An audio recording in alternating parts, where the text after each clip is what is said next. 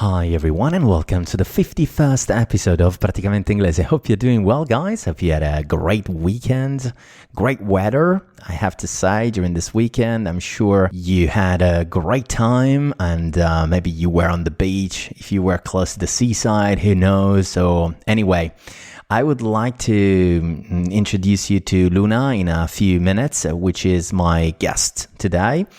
She's an English teacher. And let me speak a little bit in Italian and then we're gonna have a long interview in English, so no worries at all. Parlo un pochino in italiano visto che poi insomma parliamo un pochino in inglese durante tutto l'arco dell'intervista. Oggi ci sarà Luna Checchini, lei è una insegnante di inglese specializzata nell'insegnamento dell'inglese per professionisti e anche adolescenti, ma insomma la conosceremo, ci dirà un pochino di cose. Oggi con lei parliamo di comunicazione non verbale, parliamo di multiculturalità, lei ha avuto tante esperienze all'estero e inoltre gli chiederò, come sempre, come il must della puntata, sono i consigli per migliorare o imparare l'inglese un pochino più velocemente. Quindi ognuno ci dà delle piccole perle ogni volta e sicuramente sono consigli molto utili.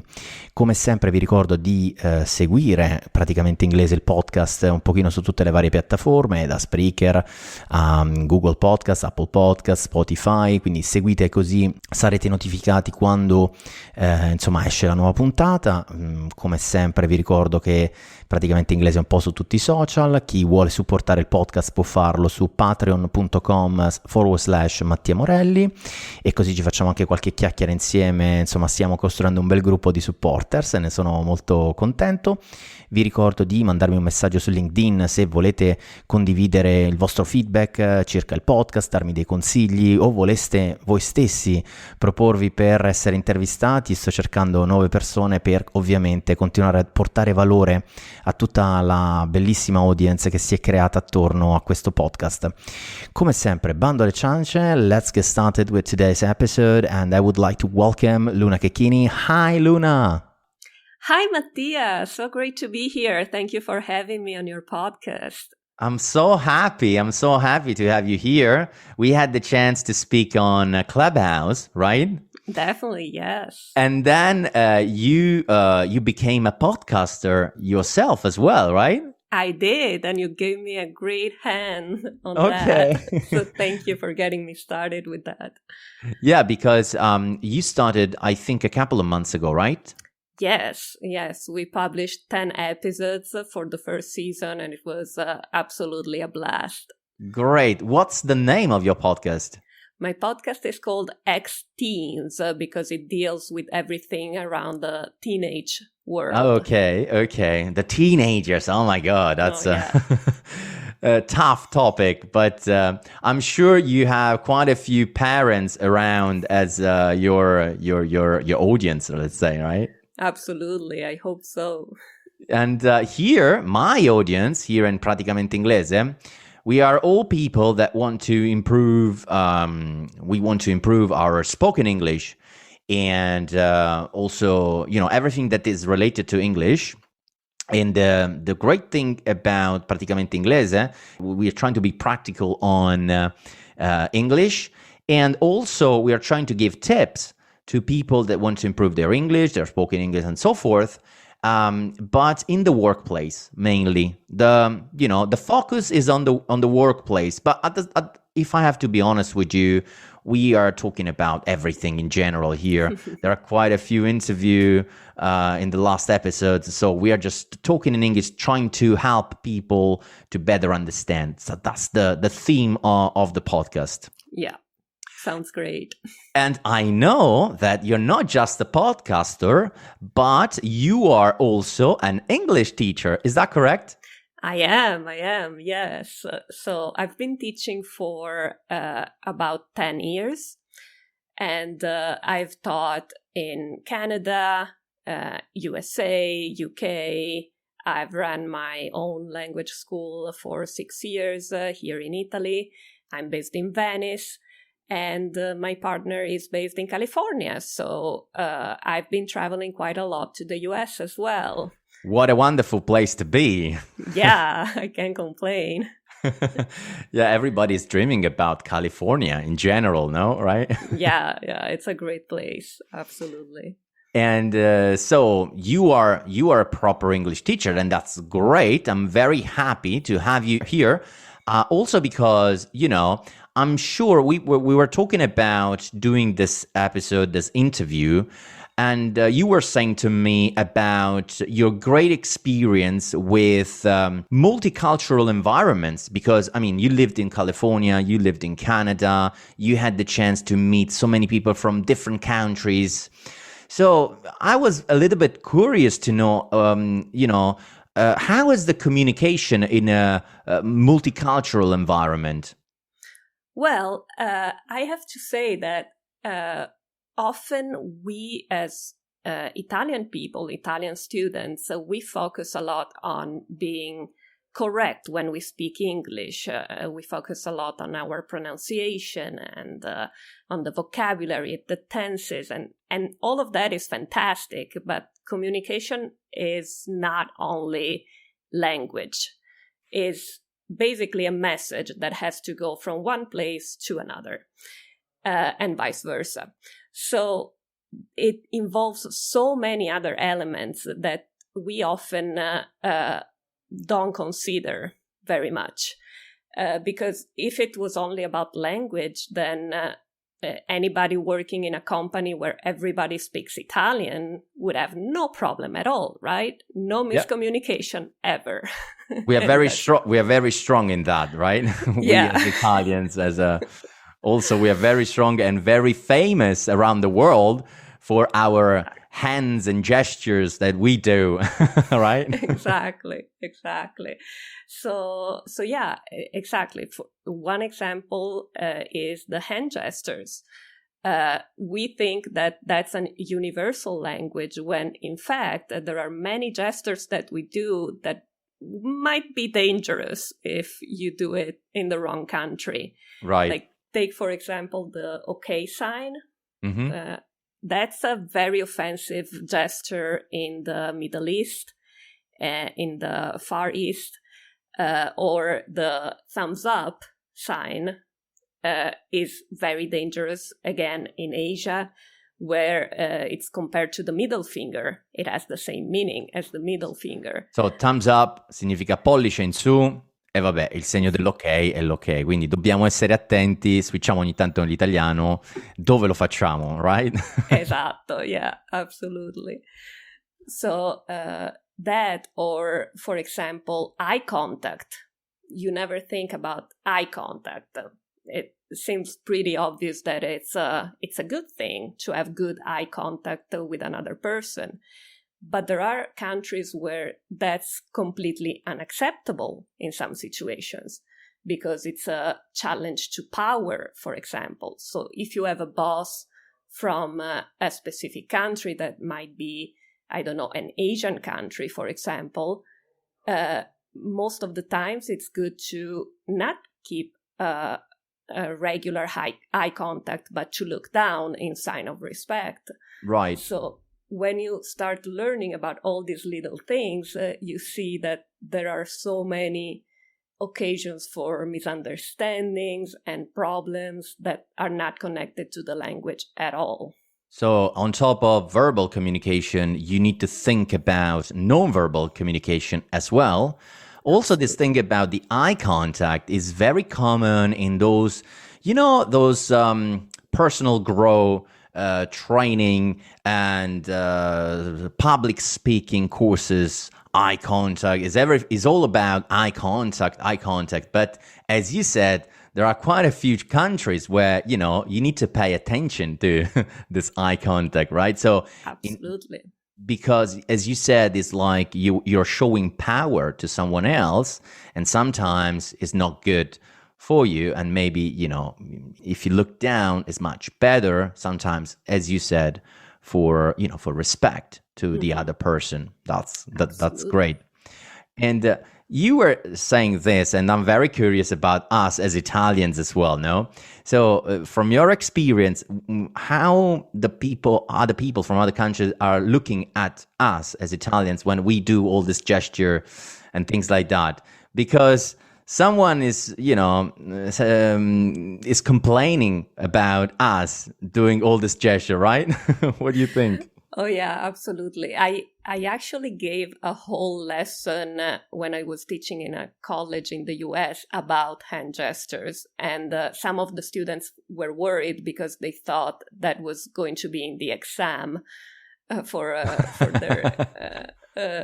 their Italian class. But in fact, yes, a lot of people are amused at our gestures, and they try to imitate them, not always managing to do it properly. Yeah. I have to say. Like, for example, once I was trying to be very authoritative, very strict with my students, and I was moving my hands in up and down in a gesture, like you have to be quiet and you have to follow the instructions. And they started imitating my gesture. And because they didn't understand what I was doing with my hand, I was like, this is ridiculous. That cancels the whole point of doing this because gesture. they were laughing maybe at you. Yeah, exactly. And you were trying to communicate exactly the opposite, no? Exactly. Okay, that's quite interesting. Yeah, us as Italians, that we tend to do a lot of those hand gestures. So that's the thing that we need to really be very careful on that. So that's the first tip we can give to the audience. When you travel abroad, pay attention not to exaggerate too much with hand gesture. Exactly. What about people from different countries? What are the main differences with Italians? Oof, where should I start? It really depends on the country you're dealing with, you're working with. For example, think about punctuality. Like everybody outside of Italy thinks that Italians are not punctual. Okay, let's debunk this myth, because some Italians are punctual, some Italians are less punctual, maybe. But there are cultural differences there as well. Like, we know that Scandinavian countries, Switzerland, of course, Germany, they are very time-conscious countries. Everybody's punctual, transportation is very punctual, etc. And then, for example, I had this experience when I visited my brother who was studying in Portugal, where we had a reservation at the restaurant at 8 p.m., right? So I was ready at 7:30 because I'm a very punctual person.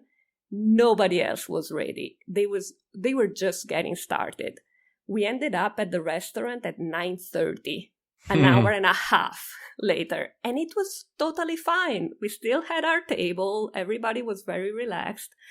So it's not a problem of is it right or is it wrong to have a time-conscious culture. It's just a matter of knowing what you're dealing with, knowing who you're working with, and knowing if the punctuality is important to that person or not.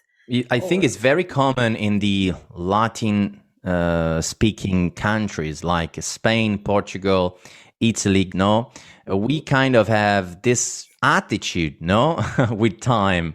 But at the same time, we realize that if we are in a working environment, for example, and we are dealing with people from the north of Europe, of course, it is not the same, right? It's not like going out for dinner. So you need to understand that for them it's very important, not that you arrive at 8 a.m., let's say, but at 7:50 you're already there. It's just the kind of attitude that you're communicating to the other person, right? Yeah, exactly. And if you're working in a company where everybody is late, might not be very productive, but if that's the company culture, everybody's fine with it.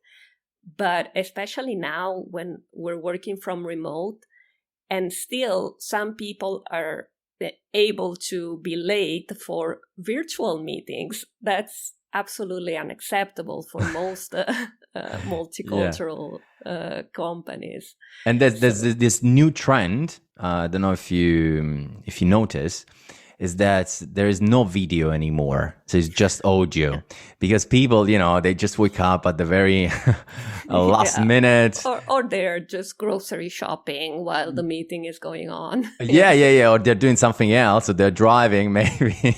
So you're not going to see people anymore. There's no eye contact with people, because we're so, we are so into those calls, so Zoom calls and stuff like that, that we are trying to do something else. And at the same time, or maybe we don't want to show ourselves.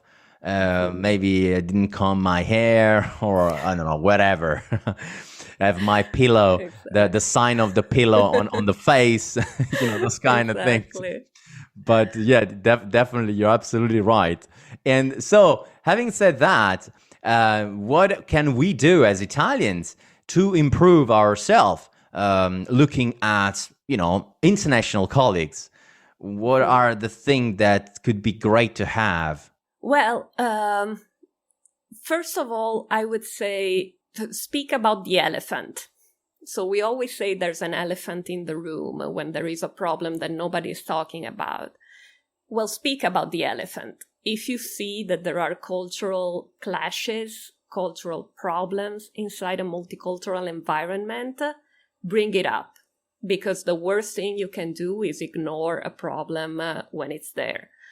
And then something we can learn is definitely being open to other cultures and other ways of thinking, and thinking that it might not be a problem of language or a problem of personality, because most of the times we tend to think, that colleague is just not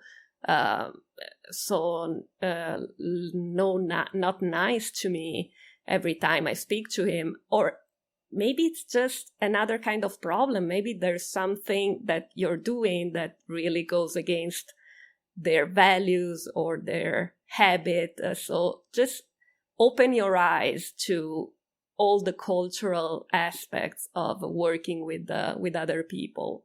Yeah, and embrace those differences as well. Yeah. And you can grow up with those people around you. And for me, it was exactly the same. I had the chance to live and work abroad, and I had the chance to stay at the same table in the same desk with people from Spain, from China, from even South Korea, or people from Philippines or Americans. And you understand, and you as a person, you are trying to you're trying to collaborate, trying to understand the other people, and that's very, very important. As you said, it's not just about speaking in English, that's it. It's a lot of things altogether, and the nonverbal communication is something big when you are working with people from all over the world, let's say, right? Absolutely, yeah. It's fundamental.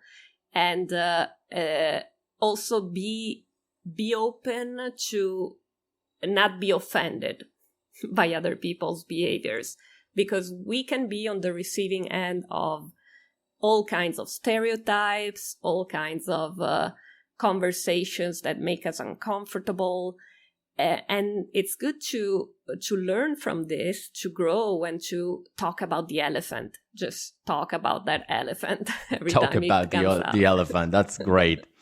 I mean, as you are an English teacher yourself, can you share? I always do this question to my guests.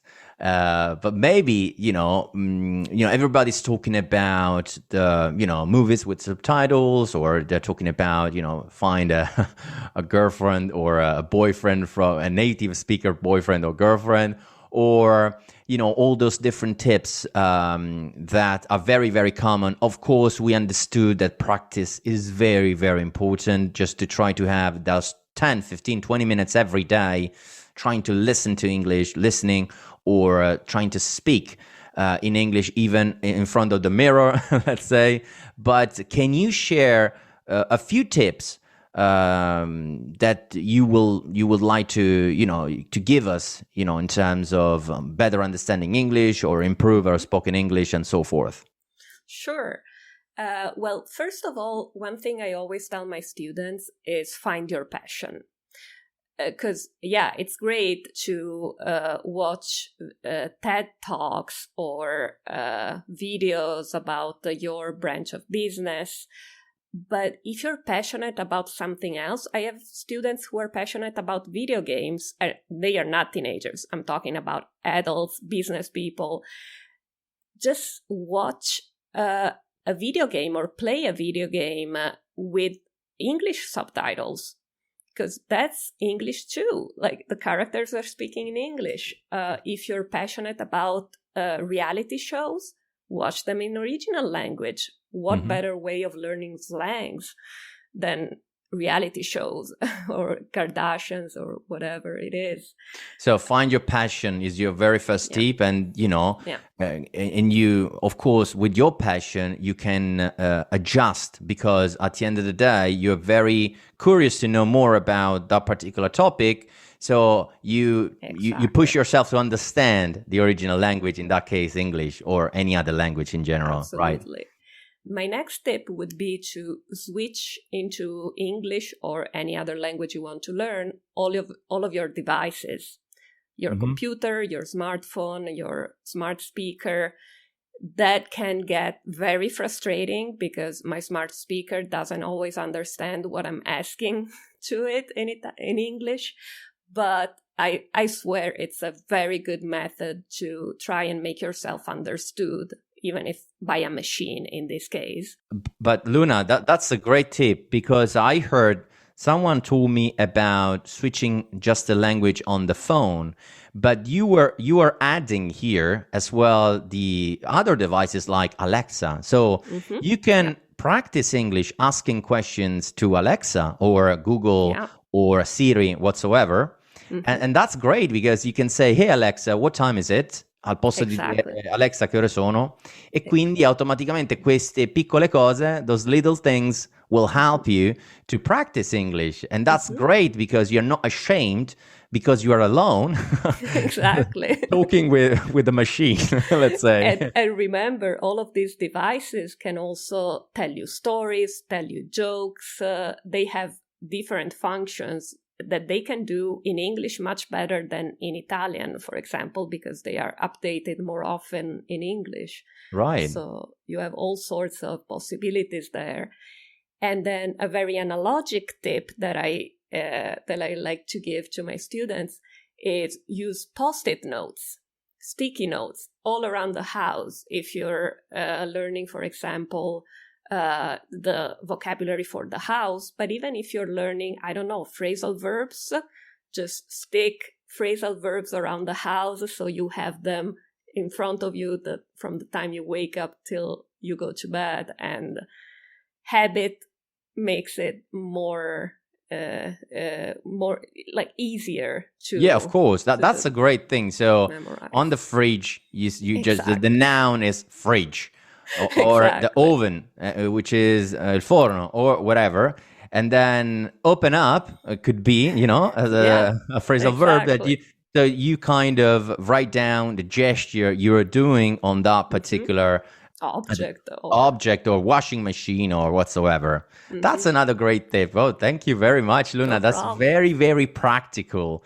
And that's great. I mean, someone will say, okay, if my wife or my husband will see all of those things all around the house, we'll say, oh my God, this guy is crazy. No, it's just trying to learn, improve English. So let them do it. If you see something like that starting from tomorrow, that's great tip. And also, Luna, where can we find you online? I don't know if you have a page, a website, or you're on LinkedIn. I don't know. Tell me a little bit more. Or tell to our audience about yourself. Absolutely. So you can find me as Luna Cecchini on all social media platforms. and on my website, ripetizioni-inglese.it, so ripetizioni-inglese.it. So add me on Clubhouse, on LinkedIn, or look at my courses on LinkedIn Learning about multicultural communication in the companies. Yeah, that was great. That was great. That you shared with us all those important things. I was never thinking about non-verbal communication as well, how important it is today when you meet someone else from another country, one of your colleagues from, US or from Asia and so forth. You really need to pay attention to, non-verbal communication. And that was great to know. Great. Luna, thank you very much for being with us today. It was thank you. It was great. It was great. And also I would like to remind to all my audience that, of course, Praticamente Inglese is almost everywhere. Follow Praticamente Inglese on Spreaker, on Google Podcast, Apple Podcast, Spotify, so you can get notified when I release the new episode. And usually it's a weekly episode. I usually release the episode around Monday or Tuesday, more or less. And every week I'm trying to bring value, as we did today with Luna. And also you can follow Praticamente Inglese on Facebook, YouTube, Instagram. We're almost everywhere. You all know about it. So, and as always, I wish you a great week ahead, and I'll see you in the next episode. And thank you again. Thank you very much, Luna. Bye-bye. Thank you. Bye.